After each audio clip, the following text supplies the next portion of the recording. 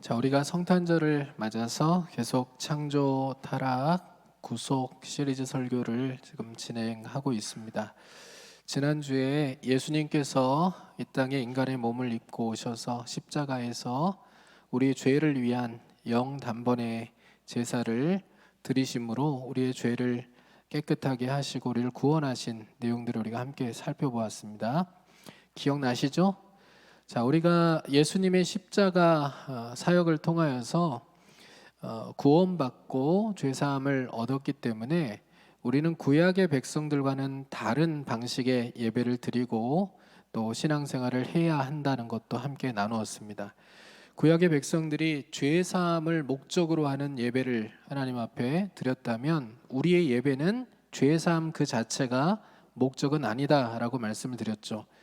회개라는 요소가 굉장히 중요한 예배의 한 요소이기는 합니다만은 우리의 예배는 우리의 죄를 영원히 해결하신 예수 그리스도의 십자가 은혜를 힘입어서 더 능동적이고 더 적극적으로 어떻게 하면 하나님의 영광을 위해 또 하나님을 기쁘시게 하는 삶을 살아가기 위해 우리가 몸부림쳐야 하는지, 그래서 하나님의 은혜를 힘입고 하나님의 위로를 경험하고 소망을 덧입고 능력을 받고 성령의 충만함을 힘입는 예배를 오늘도 지금 하나님 앞에 드리고 있다는 것을 우리가 잊지 않아야 함을 지난주에 우리가 말씀을 통해 나누었습니다.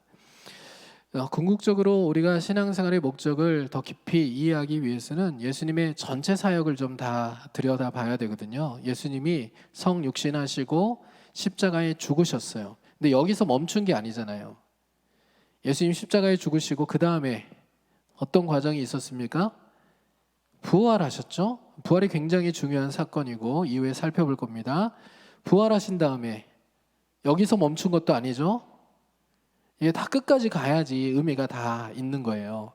그래서 예수님이 성육신하시고 십자가에 죽으시고 부활하시고 승천하셔서 지금 어디 계십니까?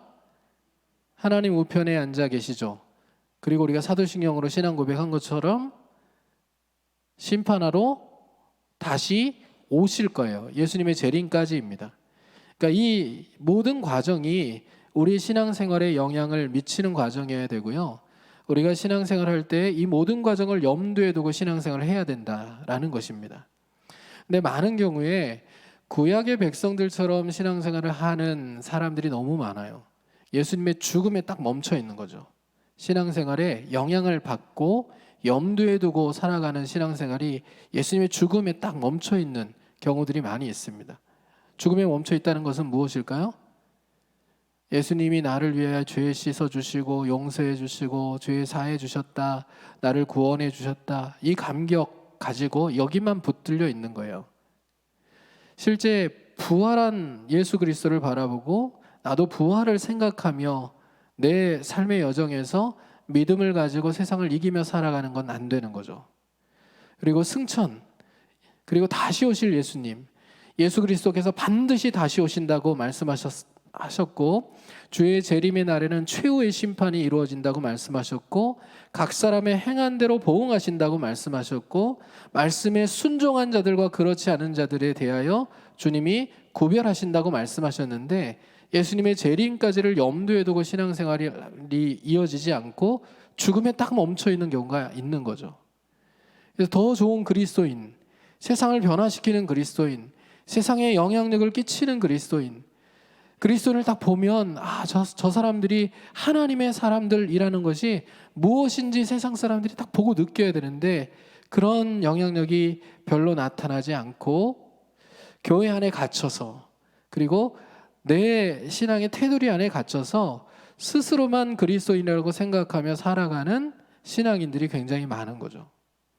우리가 예수님의 죽음에만 매여 있는 그런 신앙생활을 빨리 벗어나기 위해서 노력해야 됩니다. 우리가 성찬식을 행할 때 성찬식의 목표가 무엇인지를 한번 생각해 봐야 돼요. 성찬식은 왜 행하는 겁니까?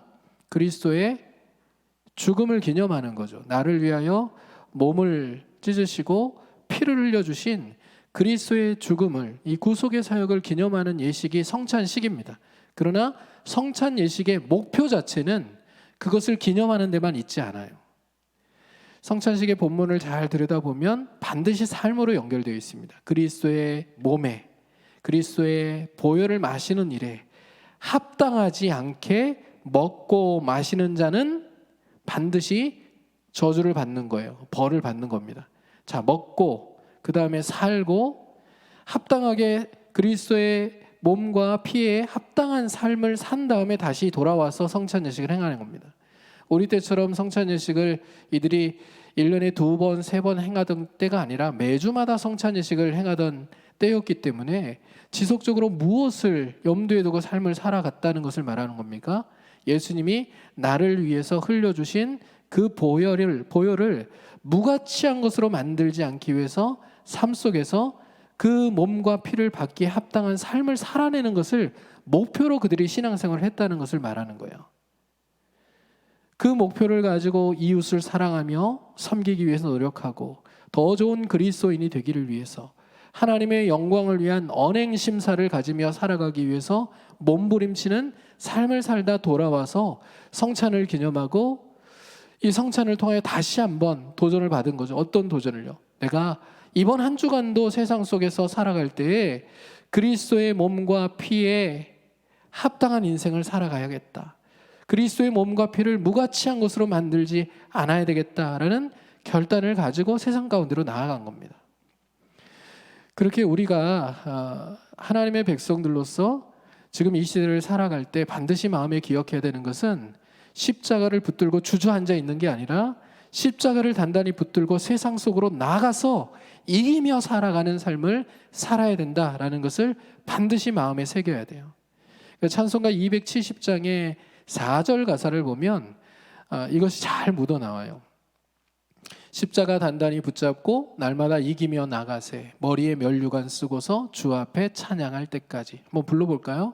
십자가 단단히 붙잡고 날마다 이기며 나가세 머리에 면류관 쓰고서 주 앞에 찬양할 때까지. 할렐루야. 이게 우리 신앙생활의 과정이어야 된다고요. 이게 우리 신앙생활이어야 된다고요. 십자가를 붙들고 주저앉아 있거나 방문을 닫아두고 예수 그리스도를 깊이 묵상하고 생각하는 데만 멈춰 있지 말고 십자가를 붙들고 세상 속으로 나아가서 믿음을 가지고 이기며 살아가는 것, 이것이 우리 신앙생활이어야 한다는 말입니다.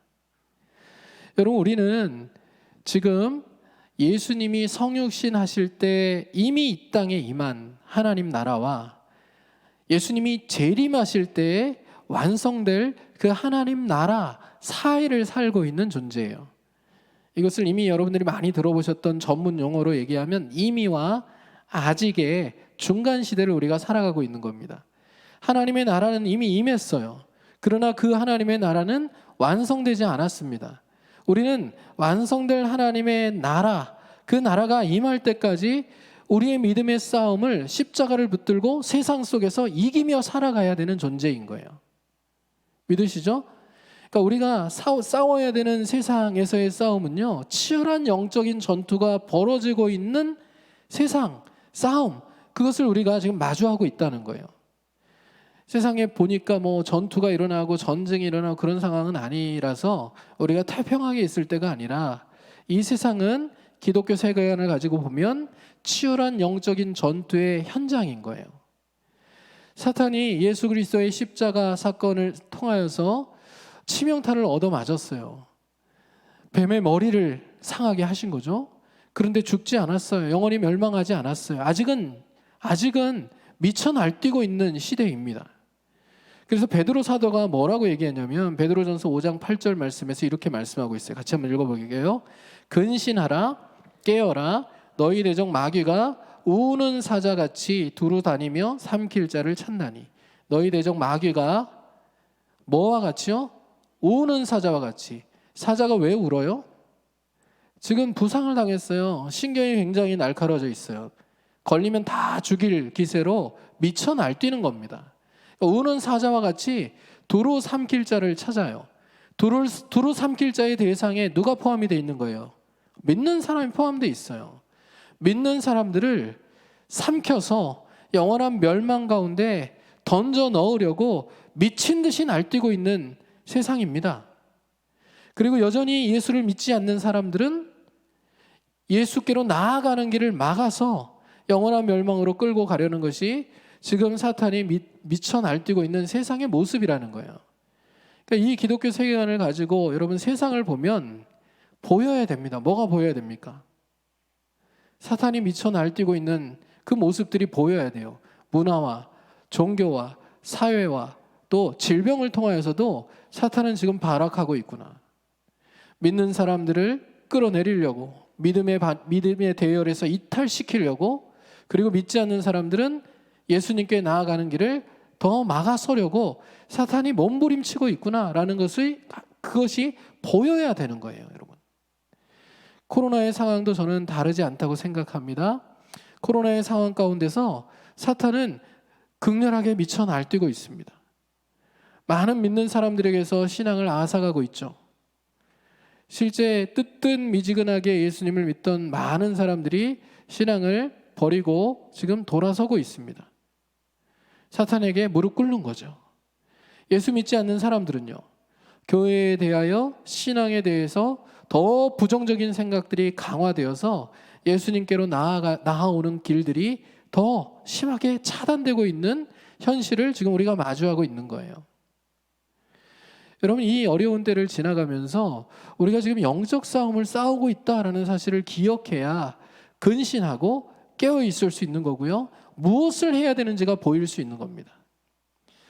여러분, 코로나도 우리가 최후 승리를 얻을 때까지 싸워가는 많은 싸움들 가운데 한 싸움이라고 저는 생각합니다. 이 싸움에서 무릎 꿇지 않고, 이 싸움에서 우리가 십자가를 단단히 붙들고 예수님을 의지하면서 믿음으로 이 코로나와 싸워 이겨야 그 다음 싸움도 이기고 그 다음 싸움도 이기며 최후 승리를 주시는 주님을 마주 대할 수 있게 되는 거예요. 여러분, 코로나와 관계된 모든 문제 가운데 파생되는 모든 문제로부터 여러분 믿음을 잘 지켜내실 수 있기를 주님의 이름으로 부탁을 드립니다. 십자가를 단단히 붙들고서 내가 싸워야 될 믿음의 싸움을 힘있게 싸워 이기는 하나님의 사람들 되실 수 있기를 주님의 이름으로 축복합니다. 우리가 싸우는 싸움은요, 이미 승리가 보장된 싸움이에요. 주님이 사탄의 머리를 밟으셨고 재림하실 때 완전히 멸하실 것이기 때문에 보장된 승리가 우리에게 주어져 있다고요. 우리가 코로나든 그 어떤 싸움이든 사탄이 수없이 많은 방법들을 동원하여 수단 방법을 가리지 않고 문화, 또 세상 유혹, 또 시험, 그리고 환난과 핍박, 그 어떤 것을 통해서도 우리를 공격해도 우리가 마주해야 되는 싸움은요, 이미 보장된 승리가 우리에게 주어진 싸움이고, 과정 하나하나마다 우리 힘과 우리의 능력으로는 싸워 이길 수 없지만 예수 그리스도의 능력을 의지하고 믿음으로 싸우면 그 싸움들을 다 이길 수 있게 되어 있는 싸움이에요. 우리는 우리의 싸움을 우리 힘과 우리의 능력으로 싸우는 게 아닙니다. 코로나와의 싸움도 우리 힘과 우리의 능력으로 싸우는 싸움이 아니에요. 우리는 무기력해요. 할 수 없는 것이 너무 많아요. 그러나 주님을 의지하고 주의 도우심을 힘입어서 이 싸움을 싸우려고 마주 나가면 주님께서 주시는 능력으로 승리할 수 있음을 믿으시기를 주님의 이름으로 축복합니다. 이 믿음이 우리에게 필요한 시기를 우리가 지나가고 있는 거예요. 자, 오늘 말씀은요, 주님의 재림과 관련된 말씀이고, 주님의 재림의 때에 어떤 일들이 일어날지에 대해서 우리가 생각해 보는 것은 굉장히 중요한 일이기 때문에 오늘 그 이야기를 좀 전반적으로 넓게 펼쳐놓고 생각을 좀 해보려고 해요. 주님이 오실 때 우리는 어떻게 되는지, 이 세상은 어떻게 되는지, 이런 얘기들을 좀 하면서 구속의 완성인 재림에 대해서 우리가 좀 생각해 보려고 하는데, 못 들어본 얘기일 수 있어서 생소할 수도 있겠고 또 질문들이 많아지실 수도 있겠습니다만은, 성경 공부한다라는 생각을 가지고 잘 못 들어본 종말에 대한 이야기, 재림에 대한 이야기들을 통해서 우리가 은혜 받는 귀한 시간들이 될 수 있기를 소망합니다. 자, 예수님의 재림이 최후 심판의 날이고요. 그리고 구속이 완성되는 날이거든요. 주님께서 시작한 하나님 나라 운동이 이제 맞춰지는, 마침표가 찍히는 날이 주님의 재림의 날이에요. 그러니까 이 재림의 날이 굉장히 중요한데, 먼저 재림의 날 성도들은 어떻게 될까요? 데살로니가전서 4장 16절과 17절 말씀을 한번 같이 보겠습니다. 같이 읽습니다. 주께서 호령과 천사장의 소리와 하나님의 나팔 소리로 친히 하늘로부터 강림하시리니 그리스도 안에서 죽은 자들이 먼저 일어나고 그 후에 우리 살아남은 자들도 그들과 함께 구름 속으로 끌어올려 공중에서 주를 영접하게 하시리니 그리하여 우리가 항상 주와 함께 있으리라. 아멘. 주님이 나팔 소리와 더불어서 천사와 함께 강림하실 때, 재림하실 그때에 성도들은 어떻게 됩니까, 여러분? 먼저 죽은 성도들은 먼저 부활하여서 공중에 들어 올려져서 공중에서 주님을 맞죠. 살아남은 성도들은 어떻게 되죠? 살아남은 성도들도 공중에 들어 올려져서 공중에서 주님을 맞고 항상 주님과 함께 있게 되겠다라고 데살로니가전서 말씀이 말씀하고 있잖아요. 제가 여러분들에게 질문을 드리겠습니다. 우리보다 먼저 신앙생활을 하다가 죽은 성도들은 지금 어디에 있습니까? 너무 어려운 질문을 던졌나요? 자, 우리보다 먼저 신앙생활하다 죽은 성도들은 지금 어디에 있죠? 이 질문이 되게 어려우신가 보네요. 이렇게 바꿔서 질문하겠습니다. 여러분들이 돌아가시면 어디에 가십니까? 이 대답은 조금 커요. 자기가 죽으면 천국 가는 건 알겠는데 먼저 죽은 성도들은 어디가 있는지 모르시는 겁니까? 다시 묻습니다. 먼저 신앙생활하다가 죽은 성도들은 어디에 있습니까? 천국에. 우리가 죽으면 어디 갑니까? 천국에 가죠. 근데 이 천국은 몸이 가 있습니까? 영혼이 가 있습니까? 몸과 영혼이 다 가 있습니까? 영혼이 가 있다는 걸 우리가 알잖아요. 우리 몸은 어디 있습니까? 우리 몸은 흙으로 돌아갔잖아요. 그러면 우리가 천국에서 영원히 사는 겁니까? 우리 영혼이 천국에 있는데, 그러면 주님이 다시 오실 때 부활하시는 것은 도대체 뭡니까? 그러면 주님이 다시 오실 때 부활하면 부활한 몸으로 천국에서 사는 겁니까? 뭐죠? 이걸 정리 한번 해보자고요. 주님이 다시 오시는 그때 부활이라는 걸 하잖아요. 지금 우리가 오늘 만일이라도 하나님의 부름을 받으면 천국에 가잖아요. 지금 영혼이 가 있는 그 천국은 영원한 천국이 아닙니다. 이 하나님 나라가 완성되어 가는 과정 중에 있는 곳이에요. 이것을 학자들이 기다림의 안식처라고 얘기합니다. 한번 따라해 보시죠. 기다림의 안식처. 이 기다림의 안식처는 언제까지 기다리는 곳이냐면 예수님의 부활, 그리고 하나님의 구속 전체가 완성될, 하나님의 나라가 완전하게 완성될 그때까지 기다리는 장소가 기다림의 안식처인 우리가 천국이라고 부르는 곳이에요. 그럼 우리는 나중에 부활하여 어디에 살게 됩니까? 하늘입니까? 땅입니까? 관심 없으십니까? 이거 우리가 나중에 살 집이에요. 나중에 살 세상이에요. 관심 많이 가지셔야 돼요. 우리가 부활하여 사는 것은 우리 몸의 부활과 함께 천국에서 영원히 사는 게 아니라 하나님이 세상을 새롭게 하시면 이렇게 새롭게 된 세상에서 새로운 몸을 가지고 영원토록 주님과 함께 사는 겁니다. 이게 성경이 우리에게 말씀하고 있는 기독교의 종말론입니다. 종말론 가운데 여러 가지 중에 제가 3가지만 소개할게요. 세상이 어떻게 되는지, 우리가 살 세상은 제가 회복된다고 답을 먼저 드렸는데 그것에 대한 3가지 정도의 견해가 있거든요. 세상이 어떻게 되는지에 관계돼서. 자, 도피주의 종말론이라는 것이 있습니다. 도피주의 종말론은 뭐냐면 예수님께서 이 땅에 다시 오실 때 세상이 멸망한다. 온 우주가 다 멸망할 거다. 우주 자체가 멸망하고요. 어떻게 될까요? 예수님을 믿는 사람들은 천국에서 하나님과 영원토록 살게 될 것이다. 이게 도피주의 종말론이에요. 우리가 흔히 알고 있는, 여태까지 알고 있었던 얘기가 여기에 속하는 경우가 많습니다. 두 번째는 소멸주의 종말론이에요. 소멸주의라는 것은 앞부분은 도피주의와 비슷해요. 예수님께서 오실 때 지금 현재 우리가 살고 있는 이 지구와 그리고 온 우주는 파괴될 것이다. 그리고 하나님이 새로운 우주와 새로운 지구를 창조하셔서 거기서 우리를 영원토록 살게 하실 것이다. 이게 소멸주의 종말론이에요. 그러니까 도피주의나 소멸주의는 성경적이 아닙니다.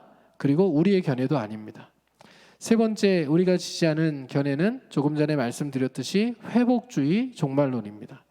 주님께서 세상에 다시 오실 그때에 세상을 정화시키실 거예요. 하나님의 심판은 세상의 정화, 깨끗게 함과 연결이 되어 있어요. 노아 시대에 물로 세상을 깨끗게 하신 것처럼, 죄를 씻어내고 부정을 다 거두어내신 것처럼 최후의 심판의 날에는 물이 아닌 불로 세상을 정화시키시고 정결시키셔서 새로운 질적으로 달라진 세상을 하나님께서 이루실 것을 말하는 것이 회복주의 종말론이에요. 그러니까 우리는 회복주의 종말론을 믿는 사람들입니다. 그래서 세상의 회복을 우리가 꿈꾸며 살아가야 되는 이유가 이 종말론을 믿기 때문에 그래요. 지금 온 지구가 신음하고 있다고 얘기하잖아요. 온 지구가 몸살을 앓고 있다. 이상기후가 일어나고 미세먼지 때문에 고통을 받고 있고 환경의 문제가 심각한 지구의 멸망의 전조 증상으로 지금 치닫고 있다는 것을 계속해서 얘기하고 있는 시대를 우리가 살아가고 있잖아요.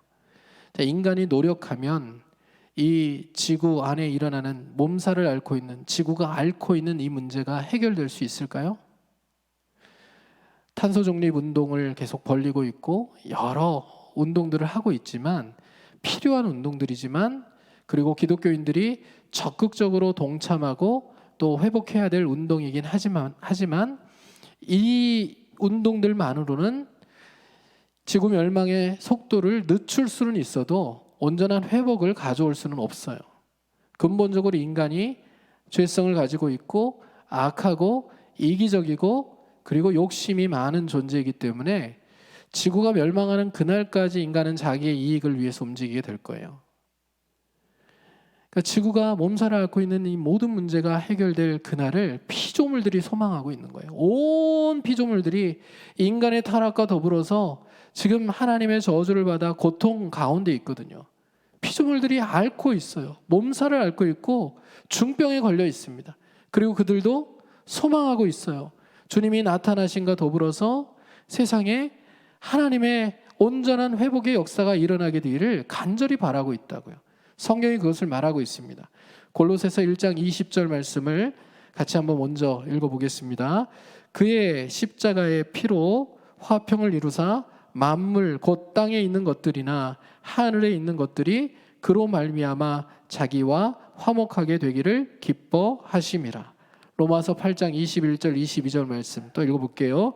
그 바라는 것은 피조물도 썩어짐의 종노릇한 데서 해방되어 하나님의 자녀들의 영광의 자유에 이르는 것이니라. 피조물이 다 이제까지 함께 탄식하며 함께 고통을 겪고 있는 것을 우리가 아느니라. 인간의 타락 때문에 온 피조물도 다 고통 가운데 있는 거예요. 그래서 예수 그리스도께서 이 땅에 다시 오시는 그 재림의 날에는 인간의 몸이 부활하는 이 구원과 더불어서 피조물도 모든 죄와 부정 그리고 더러움으로부터 깨끗하게 되어서 구속을 받는, 이 구속의 온전한 완성이 이루어지게 된다는 거죠. 그래서 여러분 성경의 세계관이 이렇게 진행된다는 것을 꼭 잊어버리지 않으시면 좋겠어요. 창조와 타락과 구속과 재창조입니다. 이것을 좀 나눠보면 이제 구속을 좀 나누어서 뒤에 재창조라는 얘기를 하는, 이 재창조는 질적으로 세상이 새로워지는 것을 말하는 거예요. 질적으로 새로워지는 것.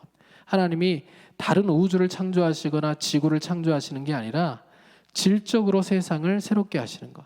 그래서 창조로 시작해서 창조로 성경이 끝납니다. 창세기 1장, 2장이 창조로 시작되었잖아요. 창세기 1장과 2장에서 생명수 강이 나오잖아요. 생명수 강. 그리고 생명나무가 나와요. 이게 인간의 타락으로 없어져 버렸죠. 없어졌어요. 그런데 계시록 20장에서 22장을 보면 이 생명수 강이 다시 되살아납니다. 그리고 생명나무가 다시 나타나요. 그래서 창조로부터 시작해서 창조로 끝이 나고요. 에덴으로부터 시작해서 에덴으로 끝이 날 거예요. 여러분 에덴 동산 가보고 싶으시죠? 세상에 이게 좋다고 하는 데는 꼭 가보고 싶은 마음들이 우리에게 있잖아요. 경치 좋은데 낙원이라고 불리는데 한 번쯤 가보고 싶잖아요. 그래서 유명한 관광지가 새로 개발이 되면 다 한 번쯤 가보고 싶은 마음들을 갖고 삽니다. 요즘같이 코로나 때문에 어디를 갈 수가 없는 세상이면 정말 어디든지 좋은 곳이면 가고 싶은 마음이 우리에게 많죠. 근데 에덴 동산 우리가 갈 수 있습니다. 에덴 동산 갈 수 있다고요. 그러니까 하나님이 새롭게 하실 낙원은 에덴의 업그레이드 버전이에요. 하나님이 만물을 회복시키셔서 구속의 완성 때에 우리에게 허락하실 새로운 몸을 입고 살게 하실 그 땅은 에덴 동산의 업그레이드 버전이라고요. 그러니까 아담과 하와가 살던 그 에덴 동산보다 훨씬 더 좋은 에덴 동산, 더 좋은 낙원에 우리가 가서 잠깐 갔다 오는 게 아니라 거기서 영원토록 주님과 함께 살 수 있다고요. 여러분 이거 믿으시길 바랍니다. 이 믿음을 가지고 이 땅에서 육신을 가지고 살아가는 힘겨운 시간들을 믿음으로 이겨가실 수 있기를 주님의 이름으로 축복합니다. 우리가 지금 입고 있는 이 몸은요, 약한 몸이잖아요. 약한 몸. 병에 걸리고 또 장애도 있고, 그렇죠? 선천적이든 후천적이든 장애도 있고 결국은 또 죽음을 향해서 갈 수밖에 없는 약한 몸이잖아요. 그러나 부활한 몸은요, 강한 몸입니다. 영적인 몸, 신령한 몸, 죽지 않는 몸, 그리고 병들지 않는 몸, 그리고 장애가 없는 몸, 건강하고 아름다운 몸이에요. 그러니까 이 몸을 가지고 영원토록 에덴에서 살 그날을 소망하면서 육신을 입고 살아가는 이 짧은 시간 동안에 십자가 단단히 붙들고 믿음을 지키며 살아가는 게 얼마나 중요한 숙제에 있는지 우리가 기억하며 이 어려운 때를 이겨갈 수 있어야 된다는 거예요. 자, 이 세상과 인간의 구속의 완성은 분명히 예수 그리스도의 재림을 통하여 이루어집니다. 그럼 제가 질문 하나 드릴게요. 이 구속의 완성은 예수님의 재림과 더불어서 이루어지게 되고요. 그리고 이 출발점은 예수님의 죽음과 부활입니다. 제가 질문 드리는데 이 질문에 한번 답을 해보세요. 인간이 창조되었을 때 죽음이라는 것을 하나님께서 맞이하도록 창조하셨을까요? 아니면 죽지 않는 존재로 창조하셨을까요? 인간은 죽는 존재로 창조되었을까요? 죽지 않는 존재로 창조되었을까요?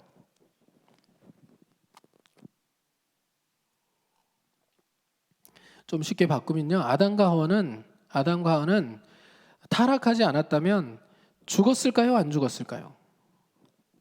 안 죽었어요. 안 죽는 존재로 창조되었어요. 그러니까 히브리적 사고와 헬라적 사고가 좀 달라요. 헬라적 사고는 이미 타락한 세계에서 인간의 모습을 보여주고 있는 장면. 그래서 인간을 영과 혼과 육으로 나누기도 하고 영혼 육으로 나누기도 하고 나누지만 히브리식 사고는 하나님이 원래 창조하셨을 때의 사고를 반영하거든요. 하나님이 아담을 창조하시고 아담과 하와를 창조하시고 그 코에 생기를 불어넣으시니 생령이 된지라라고 말하잖아요. 생령이라는 단어가 네페시 하야라고 하는 단어예요. 생령이라는 단어가. 근데 생령이라는 것은 영혼과 육체가 결합되어서 절대 떨어지지 않는 존재를 의미하는 거예요. 그러니까 원래 하나님이 인간을 창조하실 때 영혼과 육체는 결합되어져서 살아있는 존재로 분리되면 안 되는 존재로 창조하신 거예요. 그러니까 죽음이라는 게 있겠어요, 없겠어요? 우리가 죽음을 영혼과 육체의 분리라고 얘기하잖아요. 그러니까 인간은 처음에 하나님께서 창조하실 때는 이 영혼과 육체가 결합되어서 분리되지 않는 존재로 창조되었어요. 그런데 타락이라는 것을 하고 하나님의 저주를 받아 죽음이 절대 분리되면 안 되는 영혼과 육체를 분리시켜 놓는 겁니다. 그래서 죽음을 향하여 인생이 태어나자마자부터 간다라는 얘기는, 병들고 죽는다라는 얘기는 인간이 타락하여서 하나님의 저주 아래 있다라는 것을 의미하는 거예요. 그러면 예수님의 부활이 왜 중요하겠어요? 예수님의 부활이라는 것이 왜 중요하겠습니까? 인간의 존재 양식을 하나님이 원래 창조하셨던 대로 회복시키시는 획기적인 사건이 바로 예수님의 부활 사건이기 때문에 이 부활이 중요한 거예요. 죽음이라는 것을 만나고 무덤 속에 들어간 인간이 다시 부활하여 일어난다. 영과 육체가 분리되지 않도록 하나님께서 원래 창조하셨던 존재 양식으로 회복되어져서 영원토록 신령한 몸을 가지고 살아간다. 그래서 예수님의 부활이 중요한 겁니다. 고린도전서에서 예수님의 부활을 예수님이 잠자는 자들의 첫 열매라고 말씀하거든요. 첫 열매라는 것은 예수님만 부활하고 끝, 이게 아니라 예수님을 믿는 사람들이, 주님 안에 사는 사람들이 주님처럼 부활의 첫 열매가 되신 예수님처럼 부활하여 일어나게 될 것을 말하는 거예요. 그러니까 우리도 이 땅에서는 병들고 죽을 수 있습니다. 이 땅에서 장애를 가지고 살다가 죽을 수도 있습니다. 그러나 우리가 예수님이 다시 오시는 그날에는 잠자는 자들의 첫 열매가 되신 예수님처럼 신령한 몸으로 부활하게 될 거예요. 아프지 않고 건강한 영혼과 건강한 몸을 가지고 있는 그 부활체로 우리가 부활하여서 주님과 더불어 영원토록 주님이 창조하시는 새로운 창조의 세계인 이 세상에서 영원토록 살게 될 것을 성경이 우리에게 말씀하고 있다는 겁니다. 그러니까 부활이 너무너무 중요하죠. 우리가 부활한 것처럼 그리고 이 세상도 모든 죄와 죄의 영향력부터 자유로운 세상으로 하나님께서 새롭게 변화시키실 거예요. 우리는 어디에 산다고요? 이 변화된 세상에서, 에덴의 업그레이드 버전에서 영원토록 신령한 몸을 가지고 살게 될 것이라고요. 여러분, 이 장면을 머릿속에 그리고 마음속에 그려보시면 좋겠어요. 내가 주님과 함께 영원토록 낙원에서 영생을 누리며 기쁨 가운데 살아간다. 이 세상에서 보기 싫었던 모든 것들은 보지 않아도 된다. 죄와 슬픔과 아픔과 두려움과 고통과 이런 것들은 경험하지 않아도 되는 거예요. 다시는 없을 거예요. 주님이 우리에게 허락하시는 그 낙원에서는 이런 것들 없을 겁니다. 그렇기 때문에요, 여러분, 우리가 이 예수님의 초림이죠. 예수님의 초림, 처음 이 세상에 성육신하신 예수님의 초림을 기념하는 이때에 여기에만 머무르는 게 아니라 예수님의 재림을 소망할 수 있어야 되는 거예요. 우리가 금방도 이제 시온 챔버에서 곧 오소서 임마누엘 찬양했지만, 곧 오소서 임마누엘이 이게 재림의 예수를 기다리는 찬양으로 우리가 하나님 앞에 드려야 돼요. 주님 곧 오시면 좋겠다. 주님이 오시면 모든 것이 끝이 나고 새롭게 되고 내가 새로운 몸과 또 새로운 세상에서 영원토록 즐겁게 살 수 있는데 주님 속히 오시면 좋겠습니다 라는 소망으로 이어져 가야 기독교 신앙이 진짜 의미가 있는 겁니다. 그리고 나는 이미와 아직 사이를 살아가고 있는 믿는 사람으로서 이 예수 그리스도의 재림의 날에 영광을 함께 누리기 위해서 내 앞에 놓여진 믿음의 싸움들을 선하게 힘있게 십자가를 붙들고 싸워 이겨나가야겠다는 그런 결단이 우리 안에 새로워지는 성탄절이 될 때 이 성탄절이 진짜 의미가 있는 성탄절이라고 믿습니다. 여러분, 동방박사 세 사람은, 우리가 세 사람이라고 알고 있으니까 동방박사들은 예수님의 나심을 축하하면서 황금과 유향과 몰약의 귀한 예물을 봉헌해 드렸죠. 우리는 무엇으로 주님께 드리면 주님이 영광을 받으시고 기뻐하시겠습니까? 주보에 넣어드린 봉투에 성탄원금을 많이 담아가지고 봉헌을 하면 주님이 정말 기뻐하시고 행복해 하실까요? 저는 그렇게 생각하지 않아요.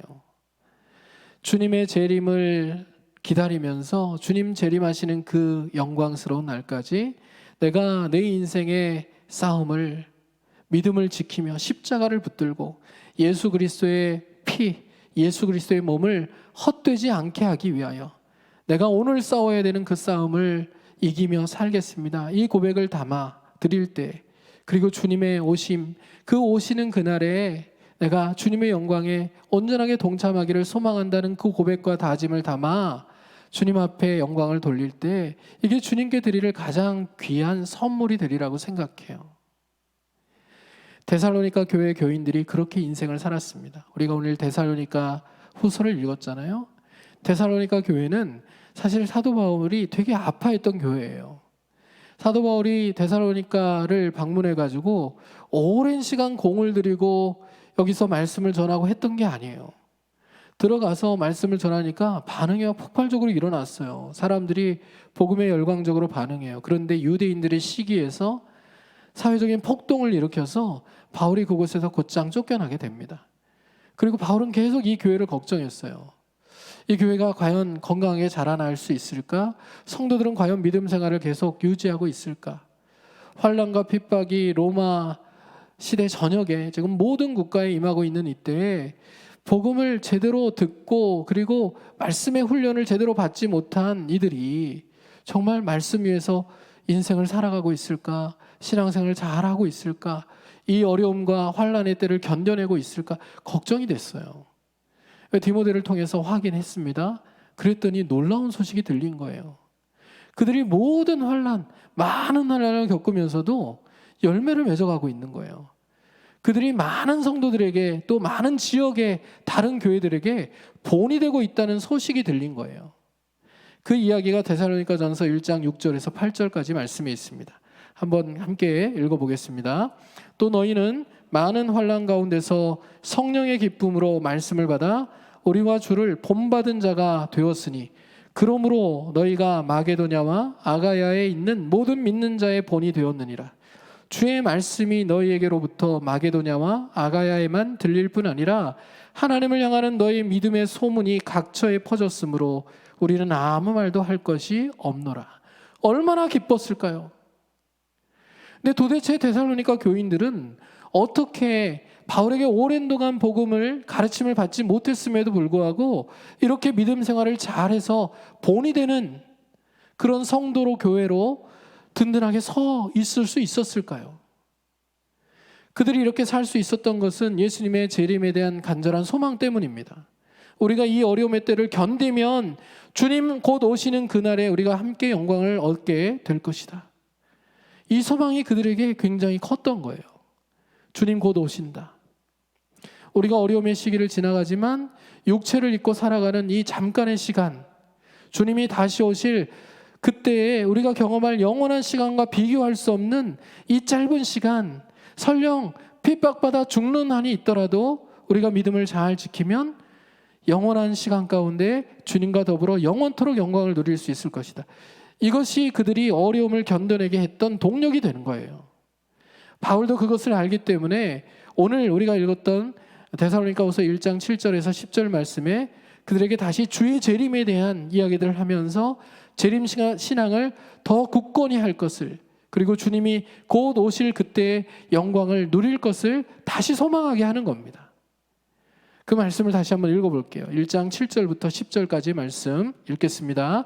환난을 받는 너희에게는 우리와 함께 안식으로 갚으시는 것이 하나님의 공이시니 주 예수께서 자기의 능력의 천사들과 함께 하늘로부터 불꽃 가운데 나타나실 때에 하나님을 모르는 자들과 우리 주 예수의 복음에 복종하지 않는 자들에게 형벌을 내리시리니 이런 자들은 주의 얼굴과 그의 힘의 영광을 떠나 영원한 멸망의 형벌을 받으리로다.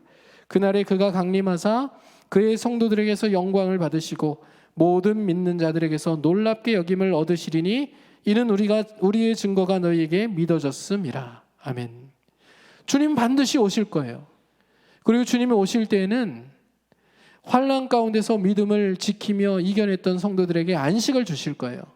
그리고 견디지 않은 자들, 복음에 철저하게 복종하지 않는 자들과 복음을 거부했던 자들은 멸망에 영원토록 이르게 하실 거예요. 바울이 지금 무엇을 얘기하는 겁니까? 너희가 진짜 잘하고 있다. 이 환난의 때를 믿음으로 십자가 단단히 붙들고 견디고 이겨가고 있으니 진짜 잘하고 있다. 주님이 다시 오실 그날이 다가오고 있고 다시 오시면 갚아주실 거다. 안식으로 갚아주실 거다. 그리고 그렇지 않은 자들은 영원한 멸망에 던져 넣으실 거다. 조금만 힘내렴. 이라는 의미입니다. 여러분, 오늘 코로나의 어려운 시기를 우리가 지나가고 있는데 예수님의 탄생을 우리가 축하하는 시간들을 또 맞이하면서 주님의 재림을 소망하는 믿음의 사람들로 주님 앞에 설 수 있었으면 참 좋겠습니다. 데살로니가 교회 교인들처럼 이 코로나의 어려운 상황들을 지나가면서도 주님 곧 오신다. 내가 육체를 가지고 살아가는 이 날들, 짧은 날들인데 주님이 금방 오셔서 세상을 심판하시고 우리 행한 대로 보응하실 때 나에게 안식을 주시고 그리고 영원한 생명으로 영원한 낙원에서 주님과 함께 영원토록 살게 하실 것을 내가 소망하며 그렇게 내 인생을 주님 앞에 세워야겠다라는 결단을 가지고 주님을 맞이하는 또 주님을 기뻐하는 우리 모두가 될 수 있기를 주님의 이름으로 축원합니다. 아까도 말씀드린 것처럼 코로나는 우리가 이미와 아직 사이를 살아가면서 싸워가야 될 많은 영적 싸움들 중에 전투들 중에 하나일 뿐이다라는 것을 기억하시고 이 싸움도 예수 그리스도를 의지하고 십자가를 단단히 붙들고 믿음으로 이겨나가는 하나님의 사람들 되실 수 있기를 주님의 이름으로 축복합니다. 자, 오늘 말씀을 기억하시면서 찬송가 270장 찬송하시고 같이 기도하는 시간 갖기를 원합니다. 3절과 4절만 찬양하겠습니다.